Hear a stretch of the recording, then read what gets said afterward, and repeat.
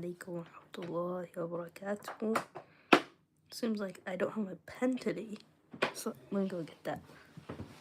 I was missing something before the live.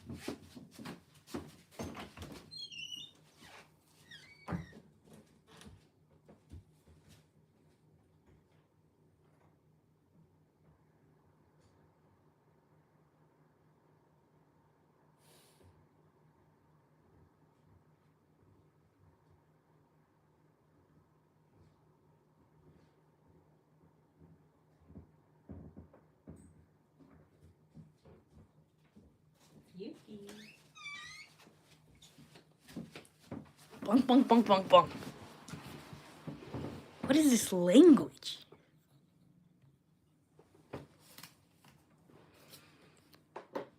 So I have a bookmark there. I forgot to mark the mountain zoo yesterday, so I'm gonna have to do that today. Bi'idhnillahi ta'ala. I'm gonna start taking notes, like using the sticky notes for this one. I'm not sure though, it's kind of like a story, there's not much to take notes on. Why is Bonk so mad? Because we had a fight before the live. And welcome to the stream, Irene Kia. How's it going? It's actually been so long since you've been on here. Yeah, he didn't want to be on the stream, and I was like, you have to. You've been skipping all of my live streams. It's not fair. So we ended up at page 7. Assalamu alaikum. Not late, right? Wa alaikum assalam wa rahmatullahi wa barakatuh. You're as early as can be. We started like less than 2 minutes ago, so right on time. So, yeah. I bet everyone, I hope everyone had a wonderful Eid, inshallah. So, yeah, let's begin, inshallah.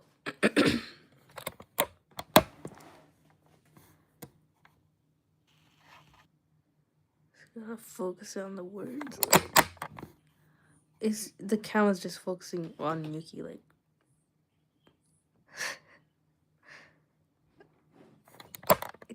Okay.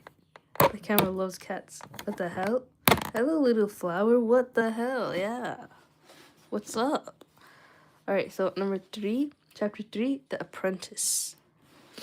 The Red Sea coast, 6:30 p.m. Tuesday, May 21st, 580 CE.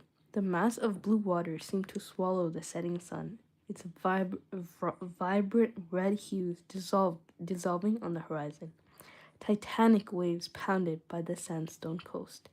Muhammad stared out, awestruck, from atop his camel as the caravan descended the vast West Arabian dunes towards the Red Sea. The aquamarine waters dwarfed Yathrib's small ponds and short-lived puddles of Mecca's rainy season. For the first time, he heard the soothing sound of the sea's waves. A massive sandstorm had made the usual inland route impassable, so the lead desert tracker diverted the caravan along the coast. The Bedouin wilderness guide called a hadi, literally recall expert, was a master navigator. While the Meccans could follow the well-worn trade routes by reading the evening stars, they hired a hadi for help when alternate routes were necessary. They spelled necessary wrong. The nomad had the skill to adapt to fluctuating weather conditions and quickly shift course with a flexibility Muhammad greatly admired. Hi, I cooked something good today. Oh my gosh, Kimberly, welcome back to the stream. And what did you cook? I'm Flower with very high standards. Awesome, we love that for you, Flower. As you should have high standards. Do not ever settle for less.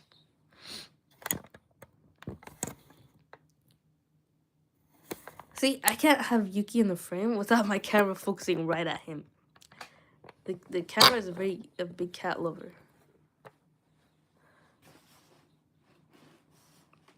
Ni hao, what you doing? Ni hao. Hello, my Chinese friend. Are you Chinese? I'm great, but welcome back, user. How's it going? I cooked my Kenyan food. Ooh, you're Kenyan. That's so awesome. Tell me the recipe. Tell me what the name of the thing is called, and I'll try to make it. Like I'll literally look up videos until I force myself to make it. But yeah, let me know. Well, for now, I'll just put like Kenyan food and search that up.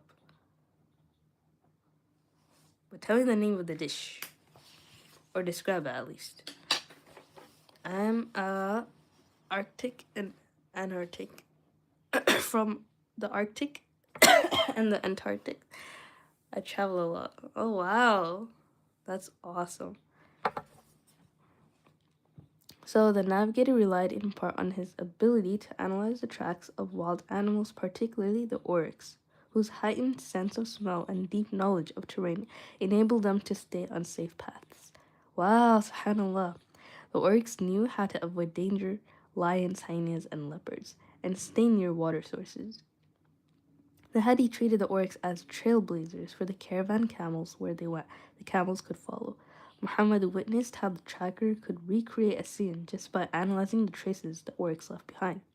The size of an animal's hoof prints reflected its height and age. The depth of and proximity of the print's impressions received weight, agility, and specified weight, agility, and speed. The patterns of steps yielded clues to this animal's general health and anatomic structure. On the shores of the Red Sea, the entourage paused to rest and take in the salty air. Camels relaxed or wandered in the wet sand. Muhammad sat on the beach in the twilight and watched as the camels etched patterns with their footsteps, adorning the tracks with dung. Years later, he would remark, the dung is proof of the camel's existence, and the impressions in the sand prove this creature can walk and reveal its characteristics, even if it cannot be seen. And an earth that is so vast and full of wandering, beautiful paths, and heaven full of majestic constellations and guiding stars, are they not a proof of unseen genius behind it all? If evidence of the camel's existence and characteristics remained after its departure, human beings might similarly understand the divine by observing the universe. The 10-year-old boy on the beach was still decades from becoming a prophet, but he was developing important tools of deduction, able to extract valuable insights about larger phenomena from small and seemingly trivial pieces of information. As Muhammad enjoyed roasted fresh fish for the first time in his life, he looked over the darkening sea illuminated by the last rays of the setting sun. The flowing waves offered a mirror to the vast desert dunes behind him that seemed to have no end. The food is tasty. Uglai meat spinach. Wow. A sell dope to Santa and his elves. Awesome. We love the grind, the hustle. We respect that. So, what's it called? Uglai? I gotta look up those recipes. Thanks for letting me know, Kimberly.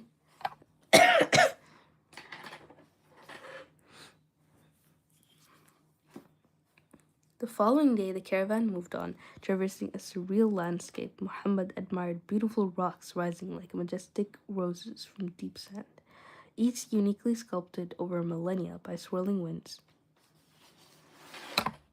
Deep alcoves in the sides of these outcroppings made ideal resting places for the travelers during the hottest hours of the day.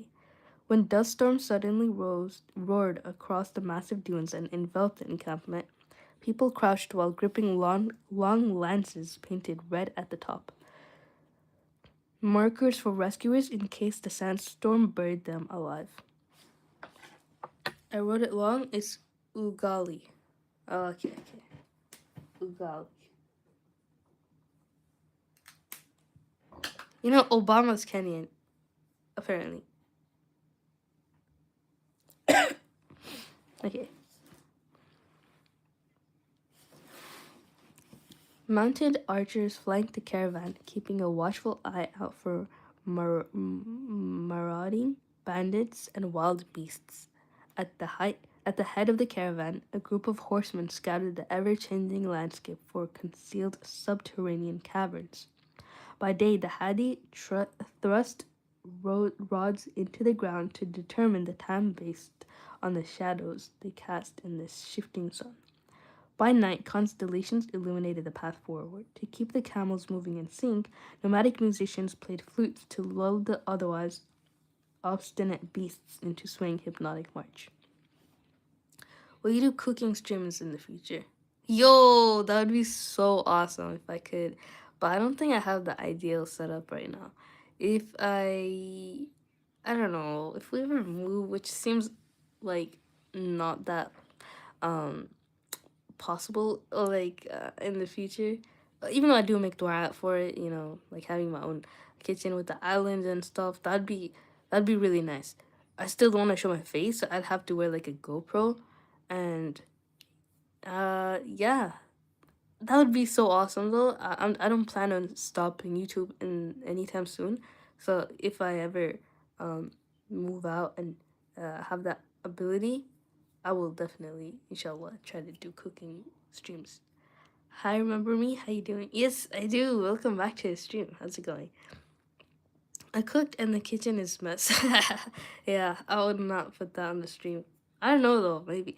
It would be kind of hard though, right? Like if I were to stream while cooking and I put the camera like on like a head tripod, like a like you know those headlamps instead of a lamp, it's like um a GoPro, right? How would I look at the stream conversations if I were to put the camera up there? I'd have to have my laptop open on the side and then just look at that while cooking. I don't know. It would work though still. I feel like that'd be nice though. Which dish you like to cook? Ooh, that's a great question. I like Turkish food, like doner, Adana kebab, anything what's pilaf, um bulgur. Man, Turkish was my favorite. Even before I ever went to Turkey. Like, we had this Turkish restaurant. And when I was 4 years old, I feel like that was like a core memory with my uncle. And yeah, it was like so good. And then when we actually went to Turkey, I was like, wait, this this doesn't taste as good as the one in California, but it's good. It's good. And hummus, ooh, I like hummus, but I don't think I could have it too much. I don't know. It's kind of like sour. I, I can't explain it. I feel like I have a lot of acid reflux easily. So cook and review taste test stream. That'd be awesome. But the current kitchen we have is not very ideal. Like, you know, Asian parents, they have so many random stuff. Like, I don't want to throw everything away, but that'd make them mad. Only thing I could cook is ramen and mac and cheese. Same, bro. Like, I don't even know how to cook mac and cheese. I never cooked mac and cheese before. But ramen, yeah, even that sometimes I struggle with. But when you actually want to make something, it's so simple. Just follow the instructions, and there you go. Like I don't normally bake desserts, but when somebody tells me like, hey, I want almond croissant cookies, I made it the first time and it turned out perfect. You just gotta try, honestly. It's not hard at all cooking. Just take some the hardest part of cooking is the mental preparations. Like, okay, I have to sign up for doing the dishes. I have to sign up for staying committed and not forgetting about the oven, the stove, or the anything like that. And I have to be okay if it burns, and I have to, you know, all that. Cake is hard. I don't even like cake, bro. But there's some good cakes out there. I always cook while playing Roblox. That explains it. Because remember yesterday you said you were burning your food. What grade did you get in math? Whenever you streamed, you studying. Hmm. Are you asking like what grade did I start streaming? But that's a good question. I don't really answer like age related or like school related, like anything that could give away my age, you know?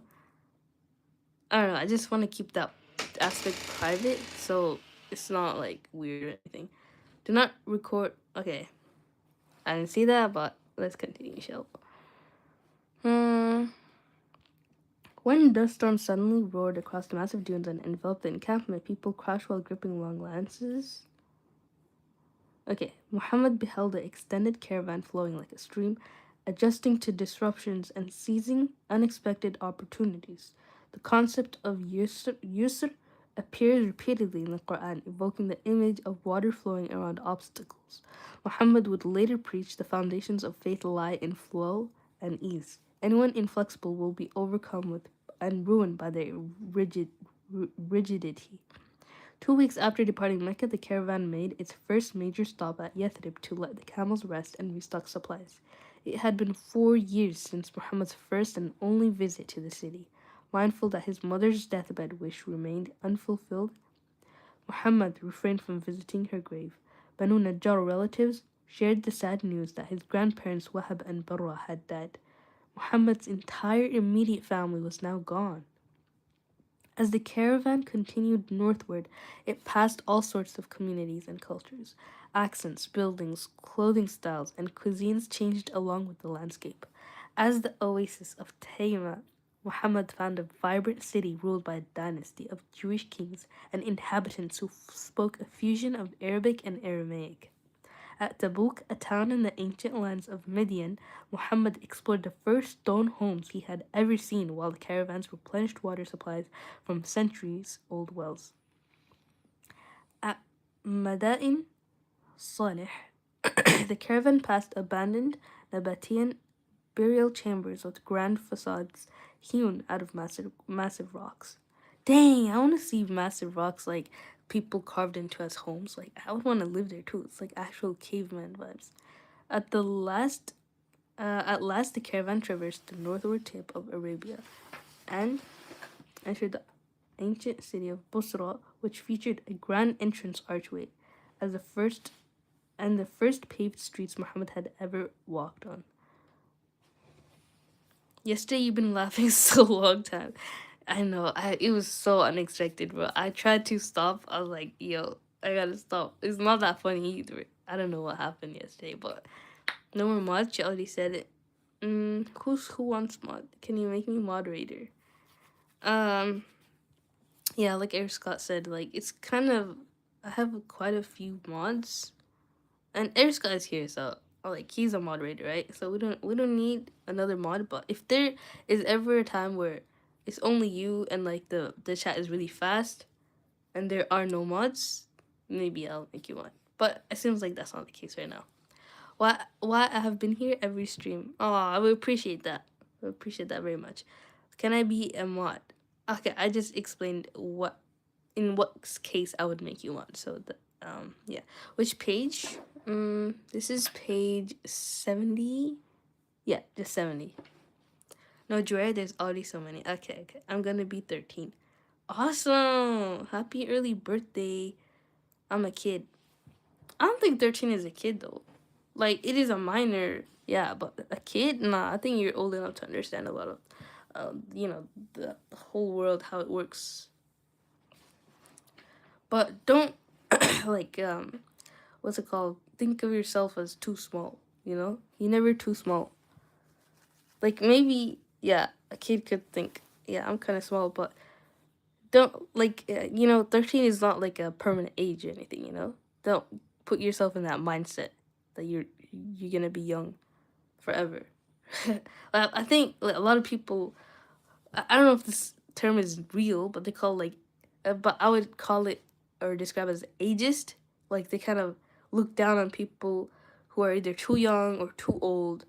They just judge people based on their age. That's out of your control. I don't know if that's an actual word, ageist, but yeah, don't be limited by your age. Somebody who's 13 could be more smart and more mature than somebody who's 60 years old. You could definitely tell that in certain relationships, like a parent kid relationship.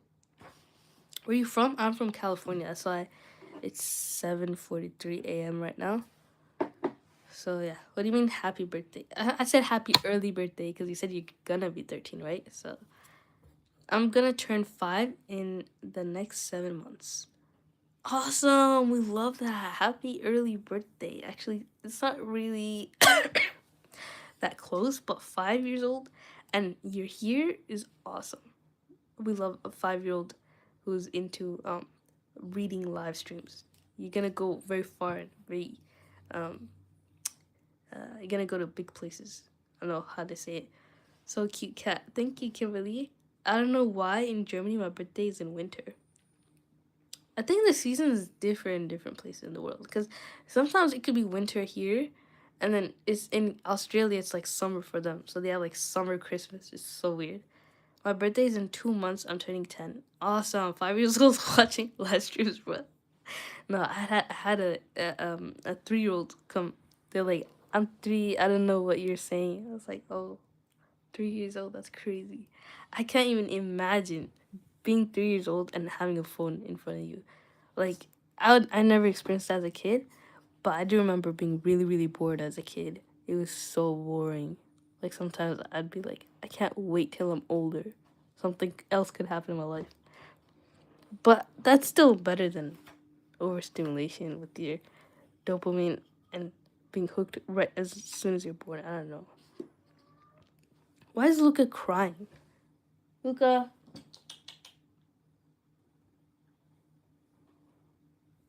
I might have to feed him. I'll be right back, guys. Sorry about that.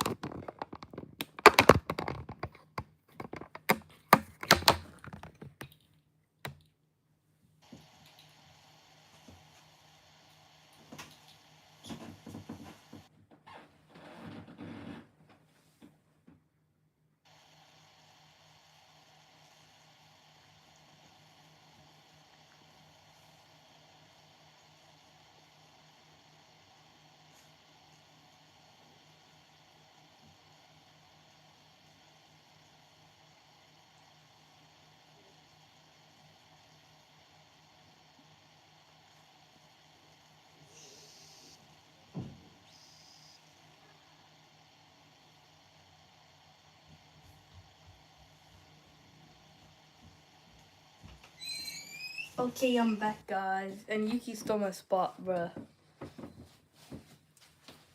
Yuki, back to your place, please. He's like, I just got comfortable. There you go. No. Yuki, no, I'm sorry.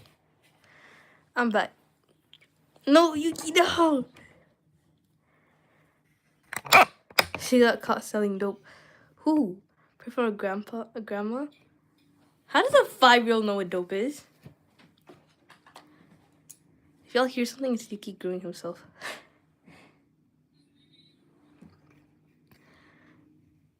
She got hit by a bazooka. Oh my god, what are y'all's grandmas doing, bro? I think my grandma is the one who shot your grandma with a bazooka before getting caught. Because your grandpa snitched and snitches get stitches. But I think she thought I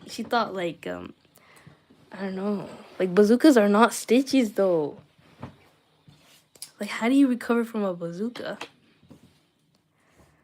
Okay. Groups of trees shaded the paths, and lush grasses grew between buildings. The caravan massed a massive Roman amphitheater headed down a central boulevard surrounded by columns and paused to rest outside a 200-year-old monastery built of large gray stones. The monastery featured an elegant arch, vaulted ceilings, and images of grapevines enraged in its smooth stone exterior, a masterwork of architecture compared with the Kaaba's flimsy stone structure that often buckled in flash floods. Why are they comparing it to the Kaaba's structure? Like, that was way older than anything. And the Ibrahim alayhi salam didn't have anything except his hands. But yeah, I gotta say, like, the architecture and like the old stuff are so much better than modern architecture. It's insane, subhanAllah. I wish we had gone back to those types of architecture. I don't think that's possible though, because it takes a lot of human labor, I guess. Apparently there's some like 600-year-old castles out there. Like, how do you have a castle and like make everybody invest in it over 600 years? Like, the person who started that castle could never see the end product. That's so sad. Like, 6 generations of human lives. But I do want to see that kind of castle in person. I've been to a castle before called Hearst Castle, because that's like one of the few castles in California. How does a 5-year-old know about dope? Exactly, that's my question. I'm homeschooled. My grandma taught me when I was 2 and made me street smart. Aw, that's so cute. It's like grandma nephew um bonding time. But like, dope though? I mean, we love a good like grandma kid time, but yo, what's the name of your cat? Okay, that one's Pixie. The one who was here earlier is Yuki. The one I went downstairs to feed and take care of was Luca. Yuki the Destroyer. I don't know what dope is. I think dope is like another word for awesome. So the grandma was teaching him awesomeness. Maybe like snowboarding, like in Little Red Riding Hood. So, for weary travelers, arriving at the monastery marked the end of the desert portion of their journey and a chance to enjoy fresh local cuisine, chickpeas, beans, and other legumes unavailable in Mecca. The monks earned a steady stream of revenue by feeding the passing caravans. As Muhammad's traveling companions rushed to devour the lunch meal, Muhammad's traveling the 10-year-old paused to wash his hands. Muhammad, the youngest member of the group by several years, walked slowly to the back of the serving line, observing the frenzied diners with composure. When it was at last his turn, Muhammad politely thanked the monk who ladled his serving into a wooden bowl. Bahira, the monastery's abbot, gazed at the boy. The old man normally remained aloof from the pack of caravan participants, whom he warily regarded as boorish. Does that mean rain? I learned that yesterday. But that's barish. But Muhammad's unusual maturity and eloquence impressed the cleric. Bahira was reed thin from long fasts, with chiseled cheeks and a long white beard. His coarse brown woolen garments, riddled with holes, conveyed an aura of piety. Of mixed Assyrian and Armenian heritage, the abbot had spent years traveling across Asia and Africa, seeking knowledge and collecting rare manuscripts before retreating to a life of seclusion in the monastery at the edge of the desert. Bahira asked to be introduced to the boy, and caravan members pointed the cleric to Abu Talib, who informed Bahira that Muhammad was his orphan nephew. Abu Talib permitted Bahira to converse with Muhammad and shadowed the pair as they sat in the shade of an ancient olive tree. The old man and the young boy spoke in soft voices, so Abu Talib could make out only the general tone of their intense conversation. Muhammad never revealed the precise details of their conversation, but the two immediately bonded. Aside from the Firasa face reader, Bahira was the first non-relative who saw potential in Muhammad. The young boy, who had never before seen a Christian religious site or met a Christian cleric, intuitively saw the monk as a mentor. Moved by their conversation, Bahira impulsively broke with monastery policy, which generally prevented Arab caravan travelers from entering the abbey, and invited Muhammad inside. Abu Talib followed a few paces behind.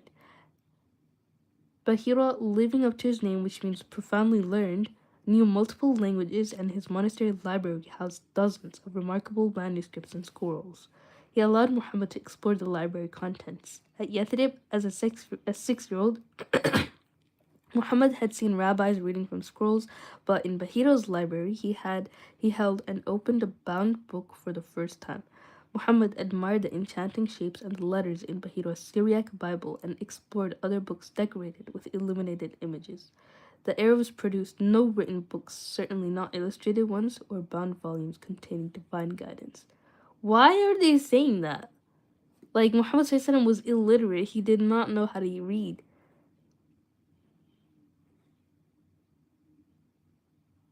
Like, why did he... I guess he could just open it and look at it, look through it, but he didn't understand. I don't know if they're gonna say that, but... Yo, welcome to the stream of Confidence. Assalamu alaikum wa rahmatullahi wa barakatuh. How's it going? I have 10 dogs in my grandma and grandpa's house. I hope they're not, like... Because, you know how dogs can rapidly reproduce. I hope they take care of the dogs in a way that doesn't lead them to overbreeding and then getting rid of the dogs. Like, I hope they get taken care of really well. I have 3 cats. Same. I don't know. Okay. 2 puppy died. 1 cat died. Oh my god. See, this is what I'm talking about. Like, this is the lack of care that leads to animals dying, bro. Like, you gotta make sure they're spayed, neutered. It takes a lot of money, honestly, bro. Like, dogs and cats are not for everybody. But I feel like in Kenya or some, like, third world countries, the best you could do is, like, feed them. So, yeah, that's good. That's nice of your grandparents. Is it possible for a snake to end a cat's life? I think it is, depending on what kind of snake it is, because there are some huge snakes, right? They could eat deers, bro. But if you mean like a regular house garden snake, they usually normally would not go for something bigger than their own size. So if anything, cats could eat snakes. Like they kill. Like my cat, he brings lizards all the time. So lizards are just snakes with legs, bro. I mean, they look like their face looks like a snake, but yeah. What breed is it? The dogs? You crying? No, I'm not crying. I'm just a little bit sick. Yeah, dope is another word for happy. Exactly. Like, you know, in California, they say, like, yo, that's dope. That's gnarly. I'm gonna have some chocolate.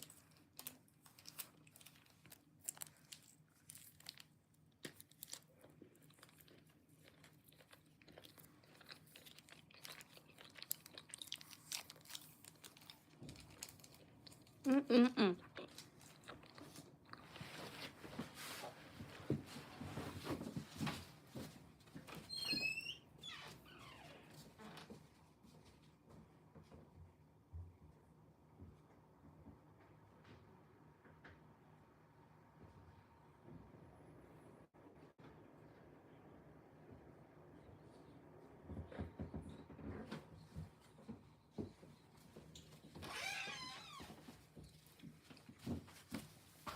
I was looking for water, but I guess I don't need it.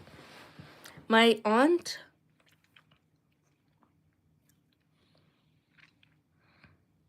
My snake almost bit my aunt's hand. Almost. Okay, alhamdulillah, it didn't actually. What kind of chocolate is it? It's well, I say peanut free. They have almond in it. It's like the ghetto kind, like they give in schools. But it has like almond in it. It's like milk chocolate. But yeah, let's continue, inshallah. On the library wall, Muhammad noticed the same icon of Mary embracing baby Jesus that had captivated him inside the Kaaba. The image, it seemed, was displaying through the region. Bahira was the first expert on Christianity whom Muhammad could ask about the striking picture. He learned about a boy born without an earthly father and raised by a single mother and called to address the woes of his society. Bahira describes the Orthodox Christian tradition of the nativity of Mary, a captivating narrative echoed in the Quran. While Mary's mother, Annie, was pregnant. Dang, I never knew her mother's name was Annie. Or Anne was pregnant. She pledged her future child, who she assumed would be a boy, to serve at the temple in Jerusalem. But Mary insisted on fulfilling her mother's vow. At age 6, Mary lived up to her name. Mary in Hebrew means rebellion. No way. While marching into the temple in Jerusalem, she strode past all the priests and went straight to the Holy of Holies, a sacred place only the high priest was allowed to enter once a year on Yom Kippur. Mary refused to be bound by her society's restrictions and was not afraid to take risks to change the world around her. She instilled that same commitment into her son, who also rebelled against his society's elite. Jesus ministered to the blind and lepers, hailed the positive example of the Samaritan enemy, and went to Galilee to teach the fishermen. Oh, I thought she was eating corn chocolate. Every day is a new chocolate, bro. He delivered his greatest sermon not in the temple, but on a mountain in nature, where everyone could attend. While Muhammad gained insight from Bahira, he was not drawn to the monastic life, which required retreating from the world rather than trying to change it. The Quran nonetheless would declare that Christian monks in solitude are sincere in their words and actions. Their demeanor is one of humility. It would contrast corrupt clergy who abused their leadership with humble monks who exercised no power over others in their sincere devotion. Further, when Muhammad later developed a code of war, he specifically cited monasteries and monks as institutions and individuals who cannot be harmed or disturbed. Bahira's monastery still stands today, as many other ancient monasteries in Muslim lands. No way, bro! I want to go to his monastery, bro. Because the Prophet ﷺ went in there, and it's true. Like in Islam, you're not allowed to break a church, a synagogue, or any place of worship. Like even if it's not the same religion, it's still worshiping the same God. We believe in Islam, we worship the same God as the God in Christianity. Although Christians don't believe that we worship the same God. They're like, you don't believe the same God because you don't believe Jesus was the Son of God, so it can't be the same. But we do believe that, that they are the same. Because he's just being associated with Jesus. He's not actually Jesus. It's that Bible. Hello, Carrick's Edits. It's actually not the Bible. It's called the Muhammad the World Changer. It's just a regular book. LeBron James is a basketball player. Oh, yeah. It's called Muhammad. Yeah. You know who LeBron James is? Retired? He retired? I have no idea. What's up? Hello. Welcome. Are you sure that chocolate doesn't support Israel? Yeah, it only supports local communities. But yeah, thanks for asking. I appreciate people asking whether any brand supports Israel or not. We have to be really careful not to support anything. and continue to boycott, because that's like the only thing we could do. If we could end them physically, we would have, but we can't. So I don't have any crush. That's good. Why are you sad? Why are you saying crying emoji, Kimberly? It's good. Live your crush free life in peace and stay away from any drama like that. And the only crush you should have is somebody you're actually serious to marry. And that's like very far in the future. So don't even think about it right now.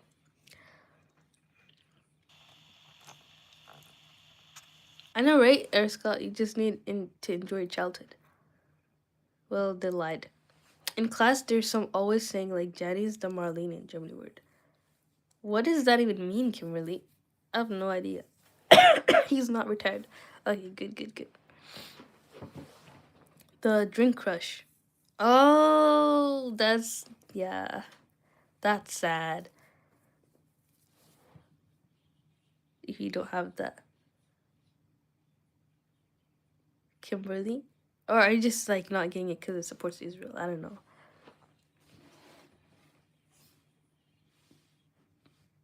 After their initial discussion inside the monastery, Bahira returned Muhammad to the caravan.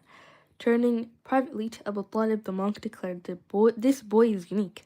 Guard his talents well, because he will make an impact upon the world. He will face much opposition, and many will try to assassinate him. Abu Talib expressed surprise that such a young boy could inspire such animosity. Bahira clarified, he will shake the very foundations of their faith and will refuse to conform to their world.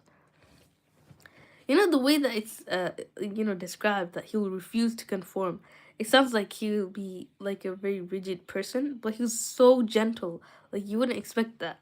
You'd think that such a gentle person would be a people pleaser, but no, he had those boundaries that balanced everything perfectly.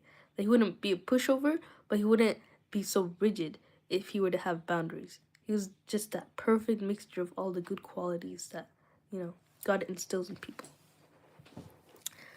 Isn't LeBron James a singer who sang "You're My Sunshine, My Only Sunshine"? I have no clue, but I like that song. It's like they use it in horror movies a lot.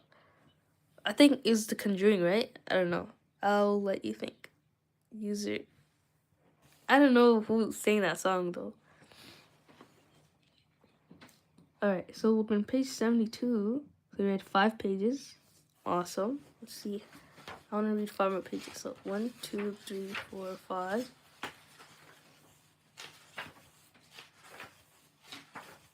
Whoa, this chapter is ginormous. Alright, well, we are gonna stop here. So it's like a few more pages.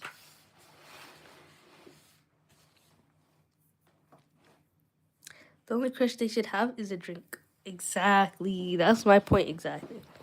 Alright, the caravan had to reach Damascus before the city gates closed on Sunday. As the train of camels approached its destination after 6 weeks en route, Muhammad stared wide-eyed at the largest city he had ever seen. At the largest city he had ever seen. Its silhouette loomed in the distance, with massive walls capped by fluttering banners and skyline of church bell towers.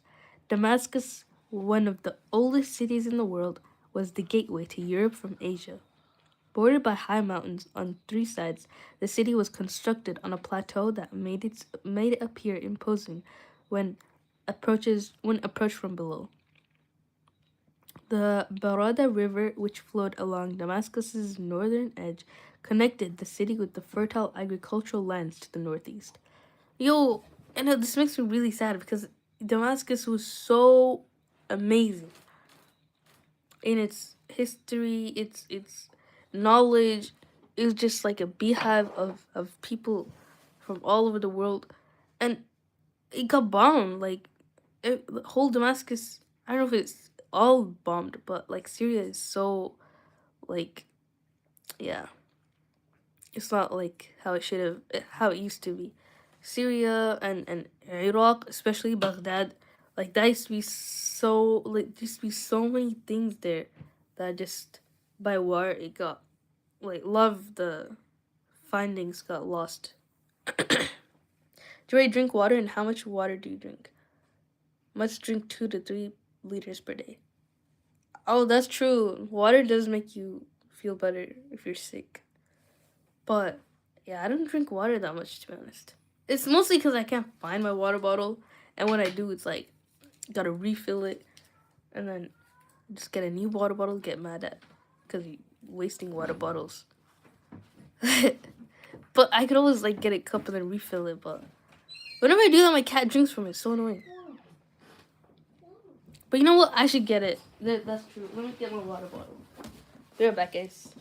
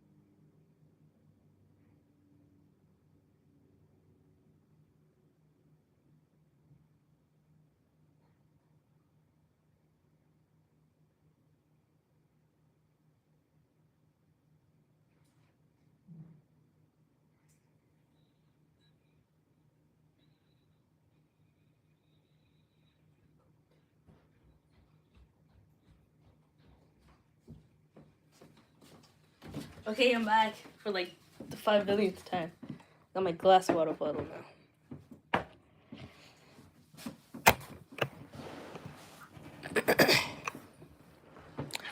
What is the message to the world? My message to the world? Read more books, guys. And stay close to your own faith. Practice your faith as best as you can. Even if you're an atheist, if your faith is to just be a good person in the world, just do that more often. Hello. You scared the cat. Oops, sorry. If you could say one thing to the world and everybody would do it, what would it be? Yeah, I just explained the answer. But yeah, welcome to the stream, Devin Beatty. They're probably gone now, though. Alright, let's continue, though.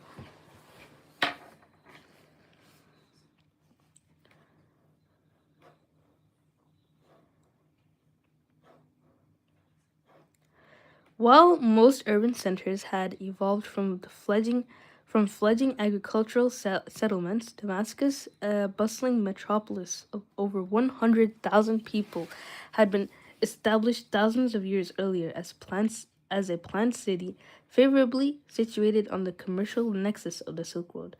Damascus was a hub of refinement and entrepreneurialism,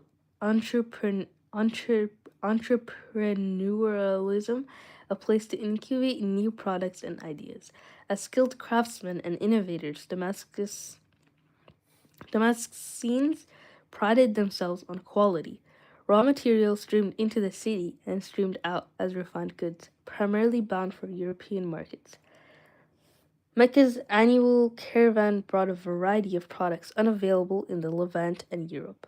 In the winter, the Meccans made a caravan trip south to stock up on goods delivered by ship to Yemen, spices like cinnamon, cardamom, and black pepper, as well as uncut rubies and emeralds. They also loaded up African imports like ivory, leather, and frankincense. Stored in Mecca for several months until winter ended in Damascus, the goods then headed north with the early summer caravan, which also carried ostriches, cheetahs, hunting dogs, and falcons to the market. To market. Cheetahs? That's so cool. What's it called? Everything here sounds like, like nowadays it's just being labeled or marketed as organic or like all natural. It's so sad. Like we should go back to that. Like it never had those labels before. Everything new is just like unhealthy. But if they had like um like if you think about it, they had the best quality of everything. They had the best craftsmanship, the most organic food. I bet the food tasted so much better back then. And then they also had like authentic books. Everything was authentic. Like if you go back in time, everything would just be like so aesthetic. Like people didn't even realize how much, you know. Yeah. Voice reveal? What do you mean? You scared the cat. What is the dream job? Her dream job is personal. I can do a voice reveal. Sure, Kimberly. Like do a cooking short and let me know. But my dream job, it's just not determined, to be honest. It's not a secret as much as a private, as much as my age, stuff like that. But it's more like anything that I could get into that pays well with applied mathematics and statistics, machine learning, that kind of thing, data science. So yeah, if I ever, I could be a teacher too, but I think I'm too shy for that. I want to be a teacher in the future, but I don't know. Yeah, it's honestly not for the soft-hearted. I feel like because being a teacher, you have to accept the fact that people will look at you weird. Even if you're the nicest teacher ever, people will talk about you, and you have to deal with kids. And they could be really mean sometimes, and not just mean, but they could be really, they have a lot of attitude. Like they're not your your kids to discipline. You can't beat them up, right? So not that I'm saying like you should beat them up, but yeah, I want to be a doctor. Yo, no way. How old are you, Eric Scott? I hope you become a doctor. That'd be so cool. I really have a lot of respect for doctors because the whole process seems so draining. Like it seems the standards that they make you uh have to align with in order to become a doctor. It seems rather impossible.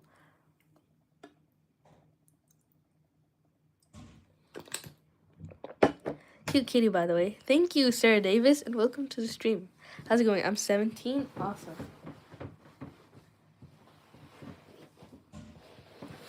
All right.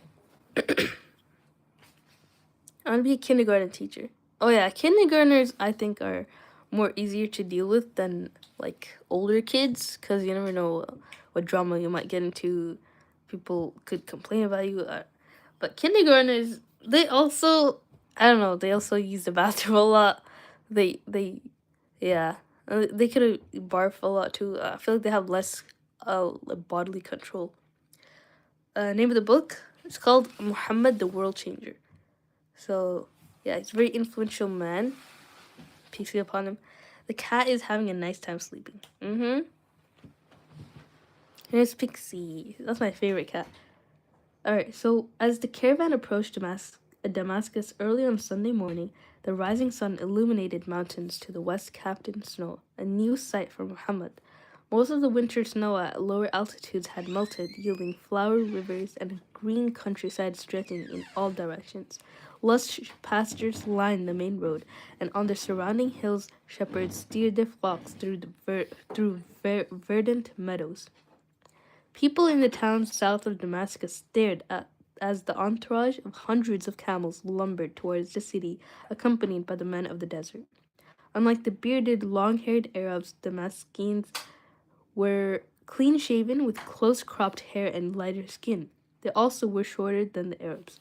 Muhammad observed other caravans approaching from the west, bringing European buyers via the port city of Caesarea, and North Africans from Egypt. While direct trade from the east was largely cut off by the Byzantines' ongoing war with the Sasanians, some Indian merchants still managed to reach Damascus, and prized Persian products like silk and spikenard, treasured by Damascene women for its exotic fragrance, were smuggled out of Persia. Each approaching caravan raised banners to identify its origin, and each was greeted in return by the imposing red and gold standards of the Byzantine Empire that flanked the road into Damascus. Muhammad's caravan flew the Meccan flag, featuring 5 rectangular embroidered red tapestries connected together atop a long pole. Beads on leather cords adorned its shafts, along with ostrich and falcon feathers to ward off evil.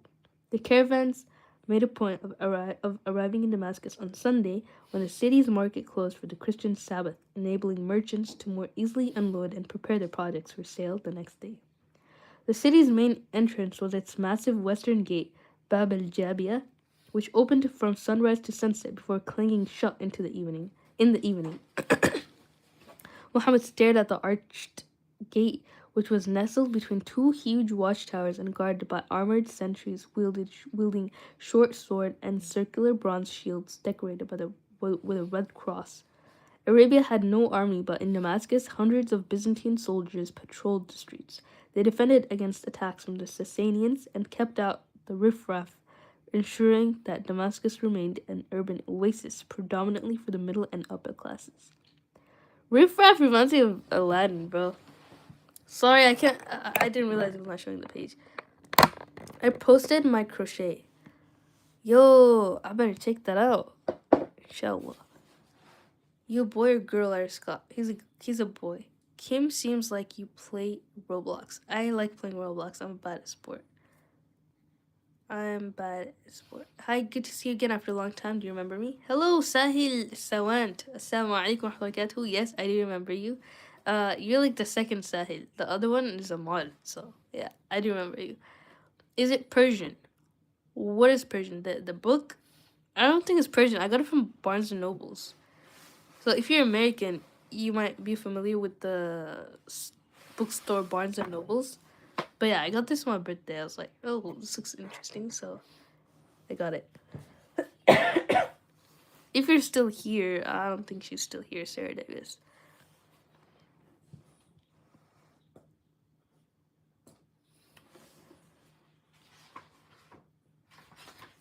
Okay.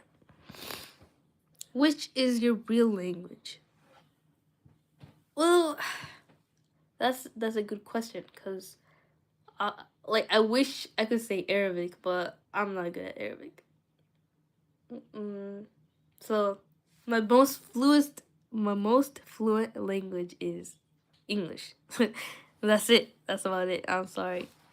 I wish any more.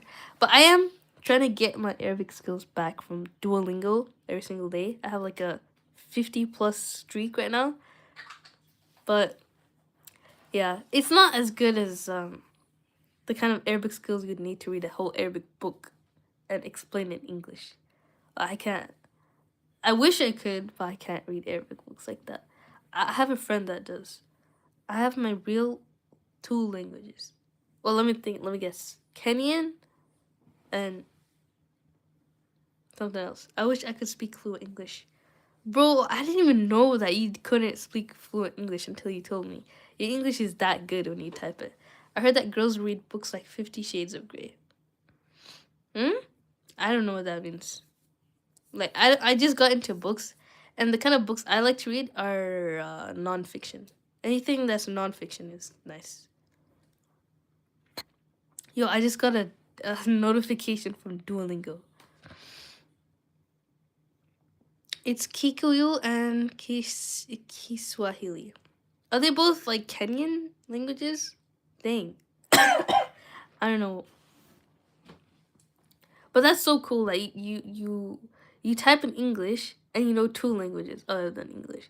So you know 3 languages. That means you're like a polyglot. Man, Allahu Akbar. Visitors to Damascus had to pay a toll to enter the city. Wait, by the way, welcome to the stream, Anun Danu. How's it going? Yeah, what is it? Uh, Haley's son. Kikuyu is hard to talk, but I can translate Kiswahili and it's Kenya language. Awesome. Yeah, honestly, some languages are hard to talk, but they're easier to understand. So, visitors to Damascus had to pay a toll to enter the city, as well as a tax on their goods. But the Meccans were equipped with the letter that Hashim, Muhammad's great grandfather, had secured years earlier from the Byzantine emperor that exempted them from all tariffs. No way! Two worlds met as the Meccans presented that letter to the customs officials, communicating in a combination of Greek, Arabic, and Aramaic. All delicious food. I don't know what I'm thinking about that. Once matters were resolved, the caravan paused outside the city walls by the banks of the Barada River. The camels would camp there for the remainder of the visit, while the precious goods they had transported on their backs were carted into rented storehouses besides the city's main market. Damascus was a sensory overload for young Muhammad. Entering through the Bab al Jabia gate was like passing from a monochrome world into a vibrant explosion of color. People of diverse backgrounds wearing a variety of clothing swirled around him. Egyptians, Greeks, Armenians, Slavs, Kurds, Spaniards, Indians, and other forms formed a melting pot of cultures and languages. The people of Damascus had several thousand years of experience living together and had developed a genteel politeness and polished manners. Damascens always bowed when greeting each other. The aroma of freshly ground spices and rosewater infused the crisp morning air. Braids of garlic, a staple of Damascene cuisine, hung to dry everywhere. No one, that's just what I'm saying. Like, I'm not even trying to be like stereotypical, but reading all these ethnicities, I'm like, man, I'm craving their food now. But yeah, look at them like talking about the food, bro. Hung to dry everywhere. Known as the city of jasmine, Damascus was filled with the delicate flowers whose oils were distilled into perfumes, as well as rosebuds, grapevines, and cedar trees. It was a far cry from the stench of the Banu Sa'd encampment. Because, it's mostly like nomads, right? They had a lot of animals, so it's like really smelly. But all these places, they had like sense of food, perfumes, trees. It was so nice. And flowers. Give Kitty's head a scratch from me, Zumi, Mr. Zumi. Aww. Later though, she's pretty far, so. But yeah. Welcome to the stream, Mr. Zumi. How you been? If I get a cat, I would name him Kitty. Aww. A lot of people do that. It's so funny. Wait, look, guys. Pixie's having some dreams. Never mind, she stopped twitching.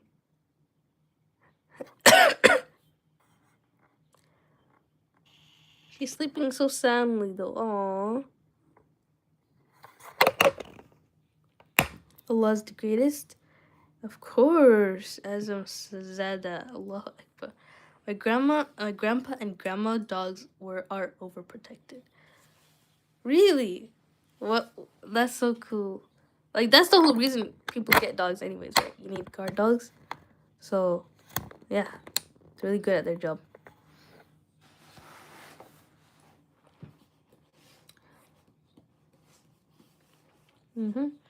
Chaperoned by vigilant Abu Talib, young Muhammad walked down Damascus's main street via Recta, a boulevard flanked by a massive column stretching west to east.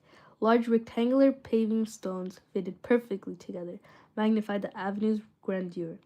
Reminders of civilizations from the city's previous 10,000 years were layered on one another, a kind of living history. Impressive three-story homes were mostly built of skillfully shaped stone and fine baked brick. Exquisitely carved statues adorned the city. The melodious ringing of bells from the city's many churches called the faithful to Sunday worship.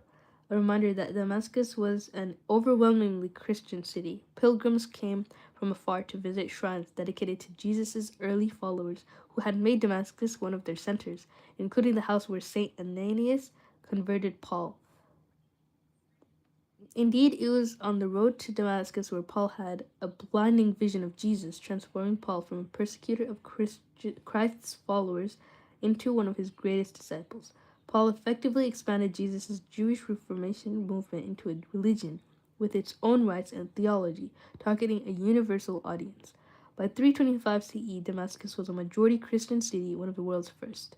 Wealthy pilgrims and other visitors to Damascus rented rooms at inns and guest houses. Most of the caravan members, however, lodged into hostels that surrounded the main marketplace. The two-story halls, used as reserve army barracks during war, slept 100 people on thin straw-filled mattresses on each floor. Abu Talib and Muhammad were assigned side-by-side mattresses on the second floor. From the roof of the building, Muhammad gazed up at the towering cathedral of John the Baptist and down the market-side docks along the Barada River. Small reed and wood barge delivered lumber, fresh vegetables, and grains from farmlands in the north. Massive water wheels transported water from the river to a large aqueduct that supplied the city's public baths and fountains. I don't have a grandpa.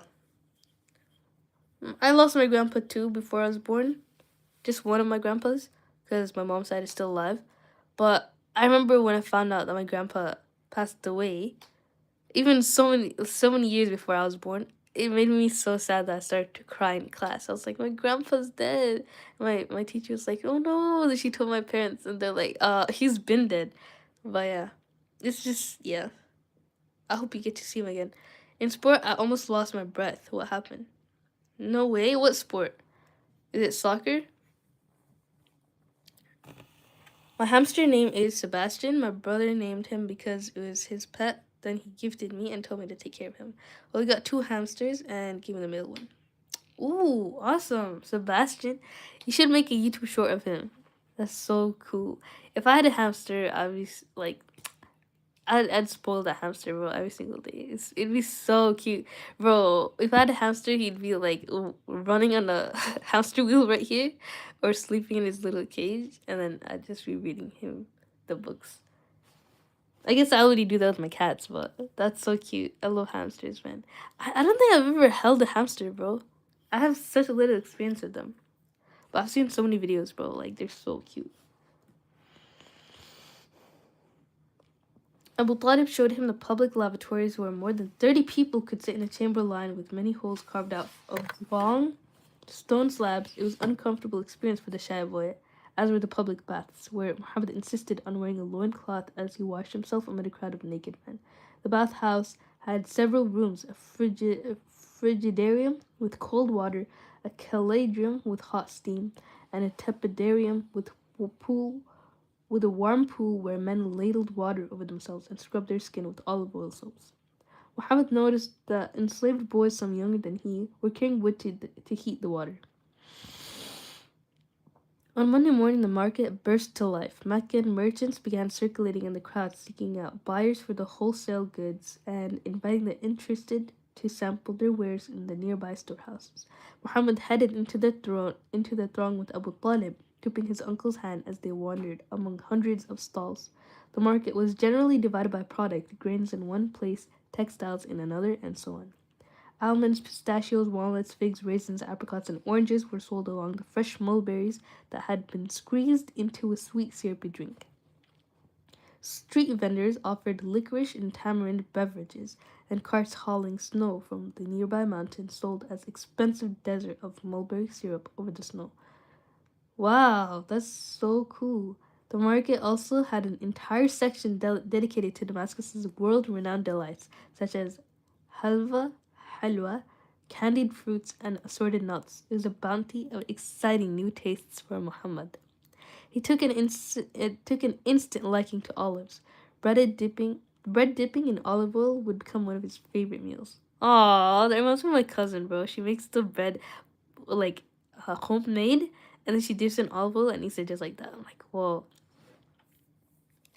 Can you make me a mod now since you said you whenever there's no mod you make it? There's a mod right above you, bro. Like, do you not see Air Scott? Oh, he said he'll be back. Yo. I said like if there's like a lot of stuff going on. Like Air Scott just left the chat. But just wait a bit. If there's anything to moderate, I'll make you mod though. Marina Akhmatova, welcome. Hello, welcome to the stream. We played dodgeball, but the other team always targets me. I always dodge. Oh, nice, Kimberly. You got that quick feet. I don't have any pets, but my grandma had 12 monkeys. Yo, monkeys are the most coolest pet. Can't say it as a pet, but they work for my grandma. Wow, they work for her? That's so cool. Does she give them dope? Do you always read books and do math? Yes, I do always read books and do math. Sometimes, very rarely, I'll go outside and kick a rock until it becomes a sphere. And then other times I'll paint. But I feel like these days I'm not so free anymore because it's not like a break time. I still have school. So I gotta keep my mind sharp. I gotta stay on top of my studies. And yeah. Why? Because this channel is called Joyous Studies. So I have to force myself into studying. Otherwise, if I don't do it on stream, I won't do it at all. And that's not the kind of person I want to be. I want to be the kind of person that wants to read and study and achieve my dreams like that. Because you know what? I started this because I 2 months before 2026 started, right? I read this post by this guy. So okay, sorry about that. My what's it called? My alarm clock went off. But as I was saying, like yeah, 2 months before 2026 came in, I read this post by this guy named Yusuf Truth. He said you could change your entire life in 2 months. Like change the entire trajectory. I was like, yo, that's so true. Like before 2026 comes, I could change so many things. And that's like my habits, right? The things that I'm into. I could start reading. I could start studying. I could start being the kind of person I want to be. And that's when I started this YouTube channel. And I just kept on going since then. It's like, it's been snowballing to something that I really like. I've always wanted to read this book and I finally opened it. Like, that's like the hardest part is to open a book. And reading is just automatic. College dropout, by the way, doesn't do anything but drink matcha. Oh, I thought you meant me. I was like, oh, yeah, but Yusuf Truth, yeah. Even though he's like that, he's still really motivational, and yeah, it's not the person that you want to follow. It's his advice. If I study, I forget everything. See, that's the thing. You gotta do active recall. Just the studying habits. You know, you have to. You know, it's good that you study, but don't say if I study, I forget everything. You have to continue in that way. It's not possible that you study so much and then you forget absolutely everything. You'll remember at least 1%. So just keep on doing it until it becomes 2%, 3%. And, you know, until you get an A plus. It's impossible. Your studying habits are directly linked to your grades. So if you want a higher grade, study more. Just like that. In Germany word. Oh, yeah, Germany's hard. Cause you're not German, bro. You're Kenyan. And you know, 3 languages, and German is a whole new language for you, and people are racist. It's not. It doesn't seem like a good experience, but I hope it gets better for you, Kimberly, or that you get to move back to Kenya. So Muhammad was intrigued as he watched master craftsmen refine raw materials into finished consumer products. Jewelers in the market cut the rough stones from India, also delivered by the Meccan caravan into polished gems. Blacksmiths forged swords, sending sparks flying into the road. Taylor Swift moment. A spark once signed Muhammad's tunic, burning a hole in it. Muhammad had a more appealing experience as he watched perfume makers extract oils from flowers and herbs. Aww. He's just like, this is where I think this is where he where the blacksmith hadith came from, where he, you know, blacksmith and the perfume sellers. It's like you'll I think they're gonna mention that. So Muhammad had a more okay. As the experts mixed oils into perfumes and bottled them in elegant sculpted containers, some ointment splashed on Muhammad's garments, leaving a pleasant fragrance that lingered for hours.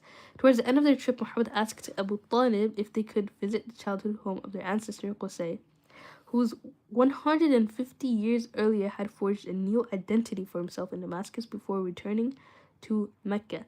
They tracked down their distant cousins, descendants of Qusay's half-siblings, and Muhammad enjoyed seeing their large home, with its beautiful enclosed courtyard with trees and roses. After 6 weeks in Damascus, the caravan's preset departure date arrived. Abu Talib wrapped gold coins from his sails into long cloth nitaq that he tied around his waist. As the entourage departed, young Muhammad looked out at the camels, which now were carrying little or nothing, and wondered why the Meccan merchants returned largely empty-handed, aside from their personal purchases of swords, silks for their wives, dried raisins, nuts, olives, and of course enslaved people of Slavic origin. So we finished 10 pages today, alhamdulillah.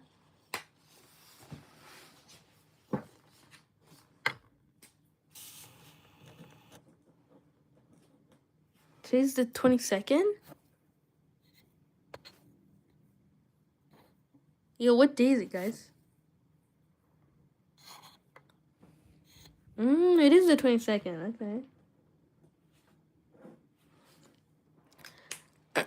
So if there's no mod and the chat is going crazy, you'll make me one. Exactly, Haley. But right now the chat's not crazy, so you gotta wait if the chat does get crazy. But we're done with book number 1 for today. However, we have yet to read this one. The Mountain Is You. I love this book better, by the way. It's just hard to continue reading it because it's not like a book like this one that I just read. This one is like you have to really take it in before you move on to the next thing. You know what I mean? Okay. March 22nd. Yes, thank you. What's wrong, Kimberly? Why are you crying? I finished up to page 41 yesterday. No, that was 313. So today...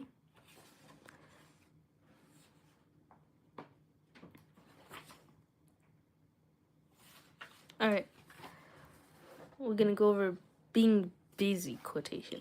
Liu in the back. Yo! Assalamu alaikum wa rahmatullahi Aisha. Welcome. I was literally just thinking of you while reading. Look at this. I was talking about you too. Because, we're on page 77 here, right? Still using your bookmark, by the way. And your, these things. But over here in this part... Oh, where was it? You know, he took an instant liking to olives. He's talking about Muhammad Sallallahu, and then bread dipped in olive oil would become one of his favorite meals. I was like, that's literally Aisha right there. Yeah. What book are you reading? So this is called The World Changer. I bought it in like literally 2022 for my birthday, and I never read it after that. But then I'm also reading The Mountain Is You. This is recommended by your very local therapist, Aaron Kia. And yeah, it's honestly such a great book. It's going over every main problem in life that people go through. Or like a lot of different problems, and like everything relates to it. I don't know why. Yum, I know, right? I love olive oil starters. Olive's my stars. Literally called Oliver because I made him an olive jar. Oh my god, so cute. I knew his name was Oliver, but not for that reason. I was like, yo, olive jar? That makes so much sense now. How old? Me? I don't say that. I don't answer that. I made a slingshot out of popsicle sticks and rubber bands and a spoon. I hit my ceiling with it. Oh my gosh, my cat's name is Olive. Whoa, so cute. But yeah, make sure to use your slingshots outside, but don't like break windows or anything like that. I don't know what slingshot is good for, but that's super cool you made it. And that it worked like that. Alright, so being busy. Another very common way that people sabotage is by distracting themselves to the point of being completely phased out of their lives. I'm lonely. Why are you lonely? You pay attention. People who are constantly busy are running from themselves. Nobody is busy. unless they want to be busy. And you will know that because so many people with extremely hectic schedules would never describe themselves that way. That's so true. It's like an actual busy person will always reply instantly. Welcome back, Air Scott. Reading the mountain is you now. Who's lonely? Kimberly.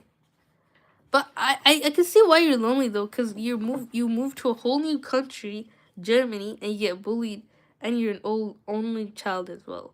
Like, how will you not feel lonely, right? But I feel like in your lowest is when you start to find ways to work around that feeling. I think and loneliness is like a common, like a for every single human. It's like a natural experience. You have to go through that phase, and you only become stronger from that. What's it called? For me personally, if I ever feel that way, and I have for a fact, it's like a calling. Like what you start to question your life when you feel that level of loneliness. It's like, wait, what am I supposed to do? Like, what is life all about? And then your brain automatically goes towards the thought of somebody being there all the time, or like you wish somebody were there all the time. And in our religion, we understand that's God, right? And that makes you understand like loneliness can't be resolved by like a physical person or physical being, because everything you think of, everything you look at, Leo, he passed away. Pixie, she has a shorter lifespan than humans. She'll pass away. You never know who's gonna pass away first, but if you manage to have like a healthy long life, you might just watch everybody around you pass away, and that's crazy because that just goes to show you can't really rely on what's it called, the physical being, the physical world to cure your loneliness. It's never gonna cure your loneliness. You have to believe in that there's somebody there who's not in the physical world, and that only answer is God.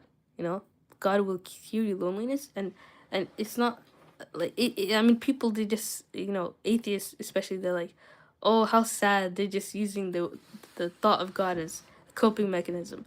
But imagine not believing in a God. Like, what is your coping mechanism then? You're just gonna keep on drinking alcohol till you lose all consciousness because you don't want to feel your feelings.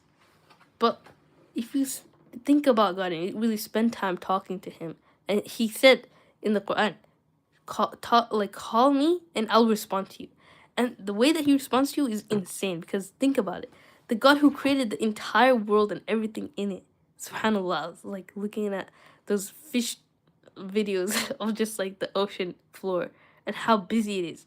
And you just look at how amazing every creature is. It's like the God who made all of this cares about what you think, cares about how you feel when you just whisper, like, and you're like, oh Allah, please give me some leftovers for iftar tonight, because you really like a certain pizza, right? And He could hear you above the seven heavens, despite everything that He's controlling in this world.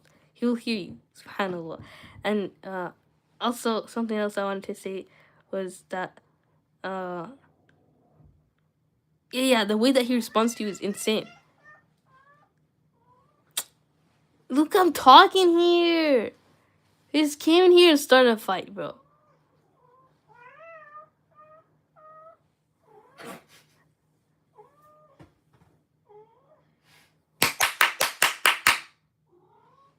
Pixie could defend herself. And Pixie doesn't care at all. Like, if she wanted to, she could leave right now, but she doesn't care one bit. But basically, the way that God responds to you when you call Him, right? He said to me, if you come walking, I'll come running to you. If you come to me at a hand's length, I'll come to you at arm's length. If you come to me a cubit or like a something, I'll come to you. Basically, He'll come to you 10 times more than you'll come to Him. Like, why does He care so much? Like, obviously, I don't want to be disrespectful, but what gives Allah subhanahu wa ta'ala the reason to obligate Himself to be merciful to mankind? He has no reason to. Like, he's just, it's so beautiful, subhanAllah, that he does all that when He has no need to. It's just amazing, subhanAllah. Sorry I'm going on such a tangent just because you're feeling lonely. It's like, you know, like there's so many things to think about, but it only comes when it starts from loneliness. That you have to start thinking about it a lot. I don't feel lonely anymore whenever I feel that no one is here, so I make myself busy every time. Exactly, that's what you gotta do. Just find the things that you want to do, the kind of person you want to be, and the more you are yourself, the more people like yourself that you will attract. And that's just the environment that you want, the environment you choose.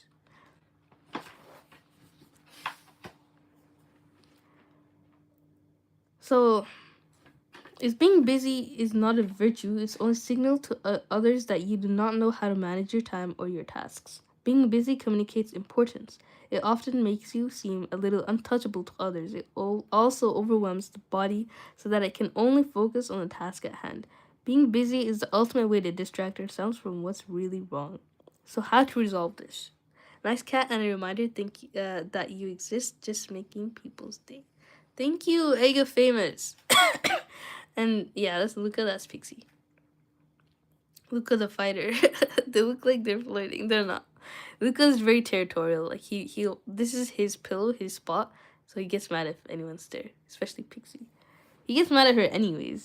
So he lost the fight. So how to resolve this fake busyness that, you know, you keep distracting yourself with to avoid things. So if your schedule is unmanageable, you're never going to be as effective or productive as you could be. If this is the case, your first job has to be to streamline and prioritize your tasks in order of importance. Outsource whatever else you can and then let go of the rest. Kim is saying she's lonely because she has no siblings, but the person with siblings wants to be alone, and the person with no siblings wants one. It's just the mood you are in, and you will get over it. That is such a good point, Sahil. And welcome to the stream. Assalamu alaikum wa barakatuh. It's so true, though, because the grass is always greener on the other side. I didn't mean to scare him, but well. Pixie, you don't have to leave.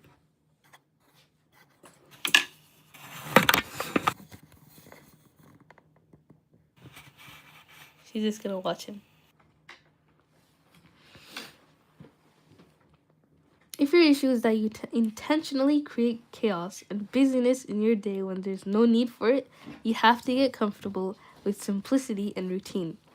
Start with writing down your top 5 tasks that need to be done each day and focus on doing those and only those. So what are your top 5 tasks today, guys? When I came in Germany, my cousins cried. Aww, your cousins love you.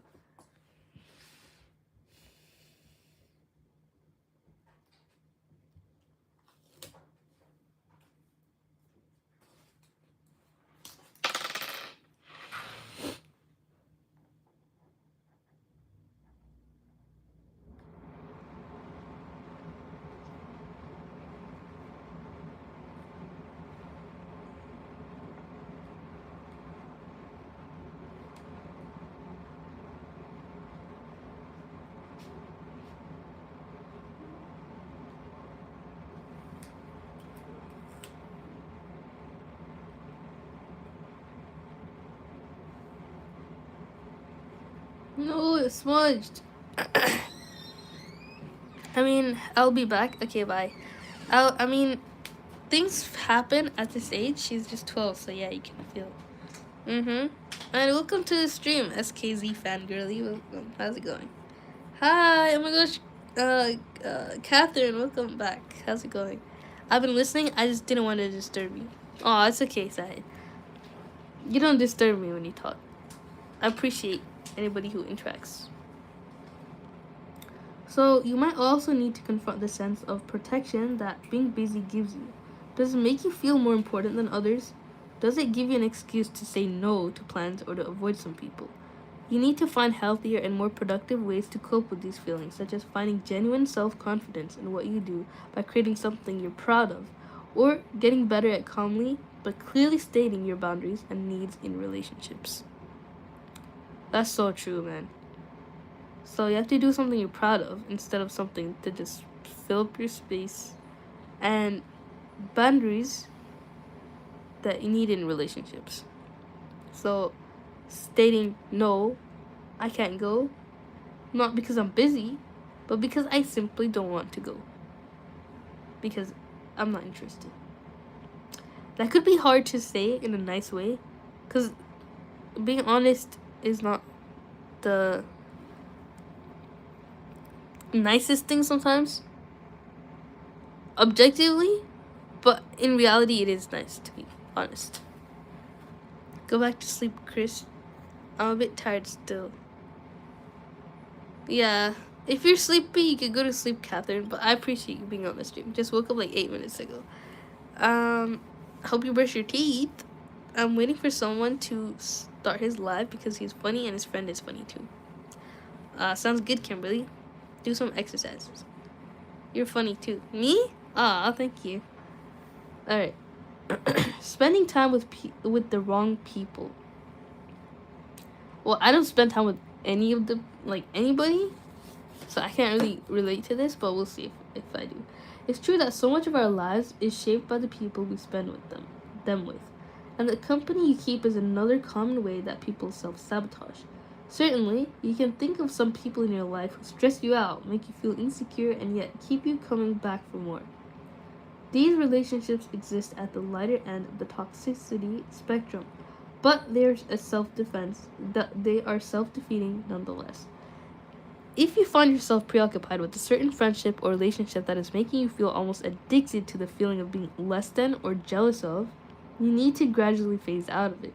You don't need to be mean, rude, or even cut anyone out of your life.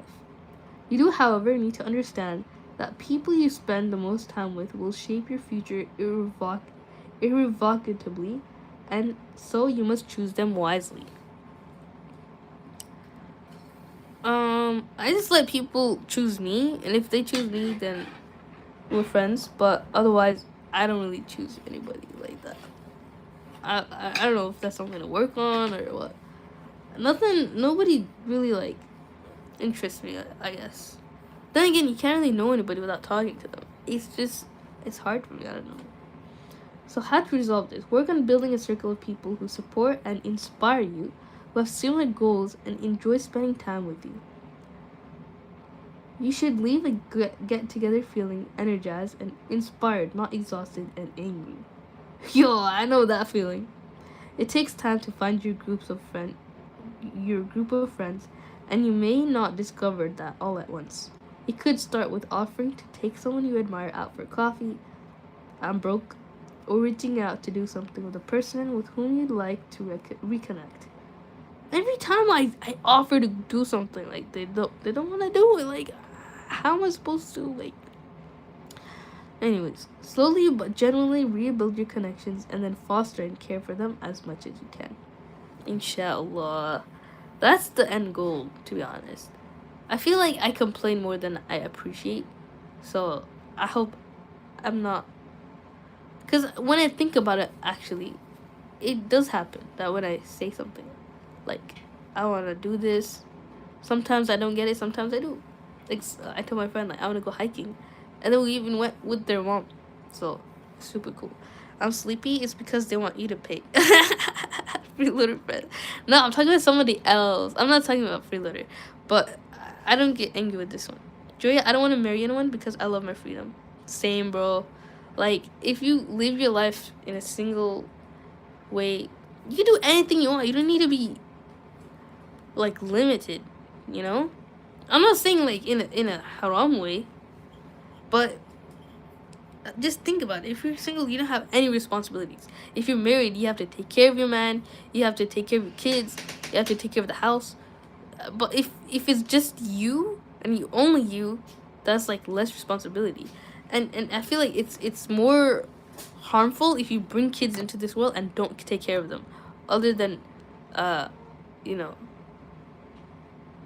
always dumping your kids at other people's houses. Not other than, but, like, that also included. Like, people do a lot of things just to get by through the day. I get it, people are tired. Like, having kids is not for the weak. You have to sign up and, like, consent to having sleepless nights and not being able to sleep properly for 8 hours for the next 3 years until they're old enough to, give you a break. Which seems impossible. I feel like motherhood is not a single person job. It has to be like a community effort.